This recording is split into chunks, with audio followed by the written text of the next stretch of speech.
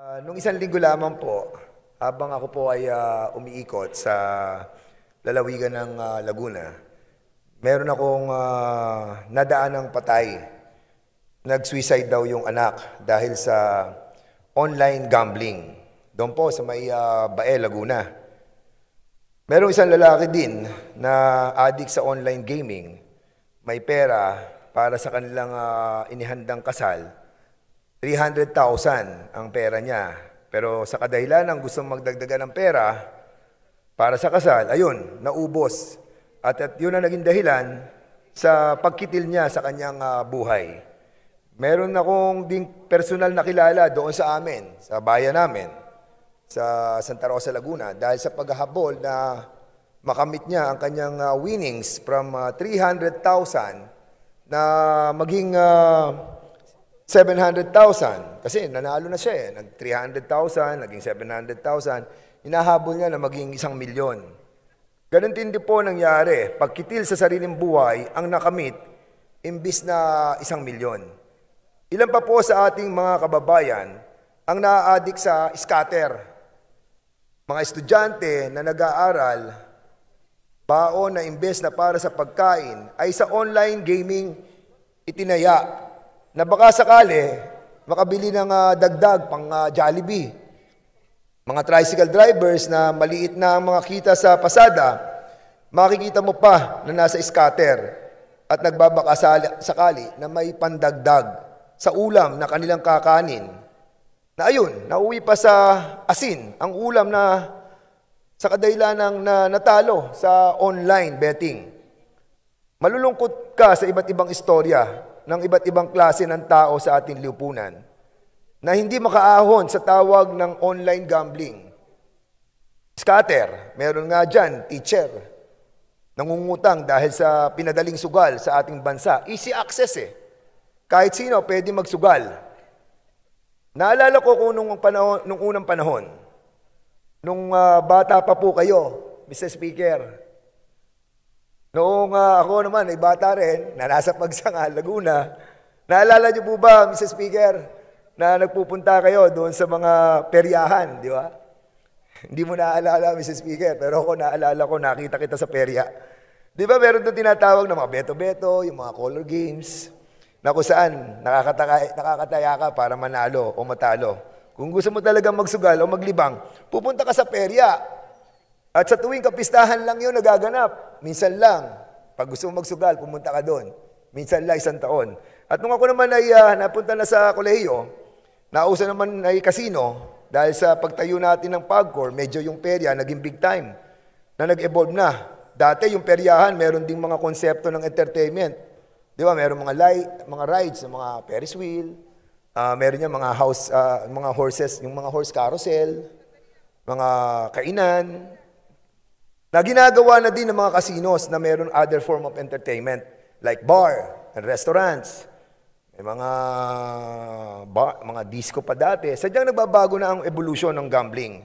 Now, di mo na kailangan pumunta sa mga casino. Now, sa mismong loob ng bahay mo, kahit saan, kahit kailan, kahit sa trabaho natin, kahit dito mismo, sa Kongreso, makakapag-scatter ka na di nalalaman ng kahit sino. Diyan ka lang sa isang tabi ka lang, kasado na, pwede ka na magsugal. Kahit saan na pwede na magsugal, it was made easy by the technology. And what is worse, it was made easier by platforms called GCash and Paymaya. With these apps, users could make instant deposits and withdrawals on popular betting websites that they previously could not access without credit cards. Ang pagsibol ng mga online gambling platforms and lax regulations have encouraged a surge in gambling in this country. GCash in particular, with more than 90 million active users or more than 3/4 of the population, has helped drive an increase in the number of Filipinos getting addicted to gambling. According to gambling support groups, yung pong app nila ay may mga game section which connects user to online gambling platforms such as Bingo Plus and Casino Plus, and sports betting like Arena Plus.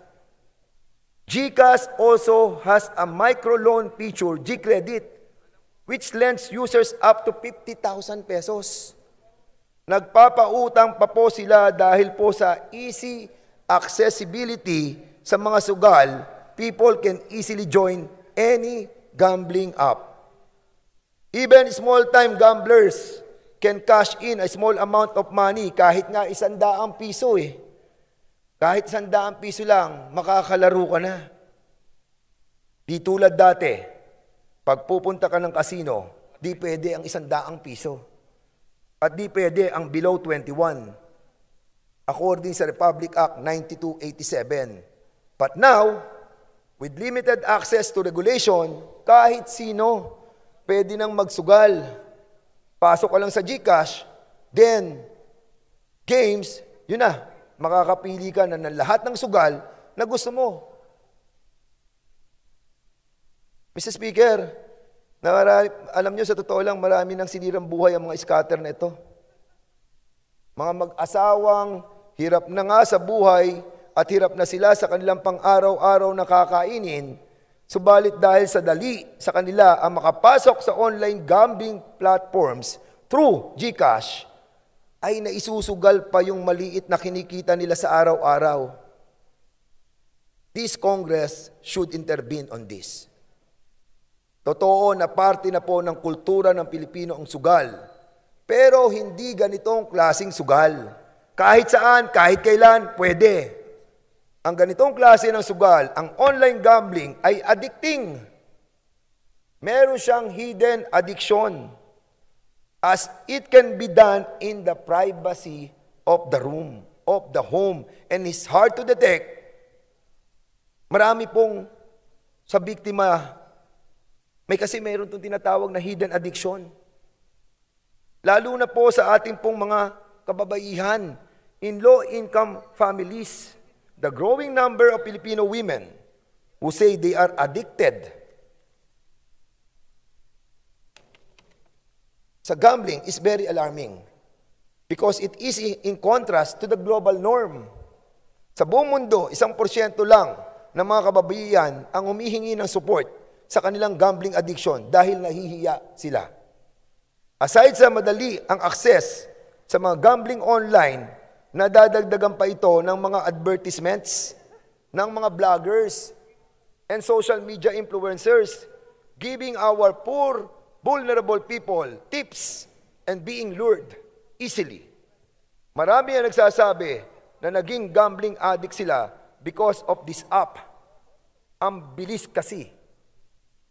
This Congress need to find out the moral issues surrounding payment platforms being used for an easy access to numerous gambling sites that lead to the destruction of the morality of this nation, creating destruction of family values and relationships, causing gambling addiction not only to vulnerable ones but also to those working class.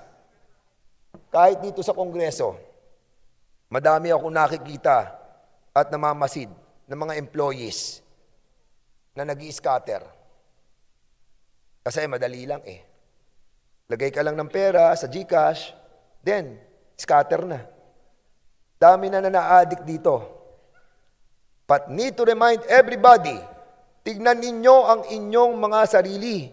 Baka meron na kayong gambling disorder na di ninyo nalalaman, nagiging addict na pala kayo sa sugal.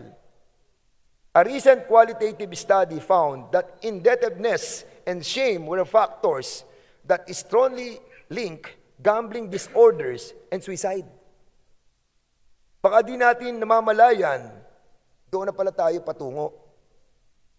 Adding to the problem is the fact that only 8% of the gamblers ask for help, and this usually happens only in the face of severe psychological distress and depression. This goes to show that there is a huge population of gamblers facing varying degrees of gambling-related problems who are neither seeking nor receiving the help they need. Gambling addiction is becoming a worldwide public health problem with the development of electronic forms of gambling and growing liberalization of the gambling market. Legislators, healthcare professionals, and researchers need to come together and adopt a multifaceted public health approach to reduce gambling-related harm. Mr. Speaker, I hope that it is not too late to correct this problem. And I hope that this GCash app, hindi ko po kilala ang may-ari nito, pero sana maimbitahan natin dito sa Kongreso. I hope that they are not in violation of Republic Act 8792 or Electronic Commerce Act, particularly Section 2, which recognizes the vital role of information and communications technology in nation building. I hope that in building this nation, the paramount consideration of all the laws that are being created by this Congress lead to maintaining the high moral values of all Filipinos. Sa inyong lahat, maraming salamat po, Mr. Speaker.